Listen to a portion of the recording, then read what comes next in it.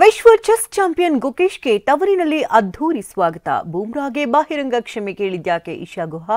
Run ಗಳಿಸಲು ವಿರಾಟ್ ಕೊಹ್ಲಿ ಜೈಸ್ವಾಲ್ ಪರದಾಟ. ಈ ಸುದ್ದಿಯನ್ನು ನೋಡೋಣ ಕ್ರೀಡೆ ಸಿನಿಮಾ ನ್ಯೂಸ್ ಟಾಪ್ 9ನಲ್ಲಿ. ವಿಶ್ವ ಚೆಸ್ ಚಾಂಪಿಯನ್ ಡಿ ಗುಕೇಶ್ಗೆ ತವರಿನಲ್ಲಿ ಭರ್ಜರಿ ಸ್ವಾಗತ ಸಿಕ್ಕಿದೆ. ತಮಿಳುನಾಡಿನ ಚೆನ್ನೈಗೆ ಮರಳಿದ್ದ ಚಾಂಪಿಯನ್ಗೆ ಭವ್ಯ ಸ್ವಾಗತ ನೀಡಲಾಯಿತು.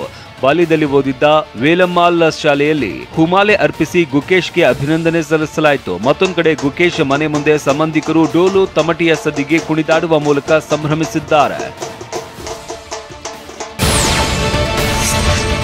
ಆಸ್ಟ್ರೇಲಿಯಾ ವಿರುದ್ಧ 3ನೇ ಟೆಸ್ಟ್ ಪಂದ್ಯದ ವೇಳೆ ಬೂಮ್ರಾಗೆ ಇಶಾ ಗುಹಾ ಬಳಸಿದ್ದ ಪದ ಭಾರೀ ವಿವಾದಕ್ಕೆ ಕಾರಣವಾಯಿತು. ಬೂಮ್ರಾರನ್ನ ಹೊಗಳುವ ಭರದಲ್ಲಿ ಇಶಾ ಪ್ರೈಮೇಟ್ ಅಂದ್ರೆ ವಾನರ ಅಥವಾ ಸಸ್ತನಿ ಪ್ರಾಣಿ ಎಂಬ ಪದ ಬಳಸಿದ್ರು. ಈ ಪದ ಬಳಕೆಗೆ ಇಶಾ ಬಹಿರಂಗ ಕ್ಷಮೆ ಯಾಚಿಸಿದ್ದಾರೆ.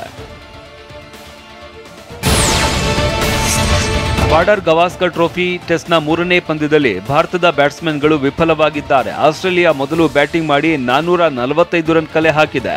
ಈ ಬೃಹತ್ ಮೊತ್ತ ಬೆನ್ನತ್ತಿದ ಟೀಂ ಇಂಡಿಯಾದ ಆರಂಭಿಕ ಆಟಗಾರರು ಒಂದಂಕಿ ರನ್ ದಾಟದೆ ಶಾಕ್ ಕೊಟ್ಟಿದ್ದಾರೆ.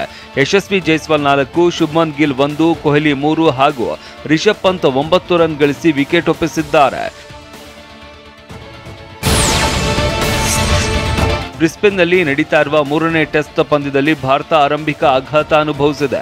ಇದರ ಮಧ್ಯೆ ಕನ್ನಡಿಗ ಕೆಎಲ್ ರಾಹುಲ್ ಉತ್ತಮ ಆಟದ ಭರವಸೆ ನೀಡಿದ್ದಾರೆ.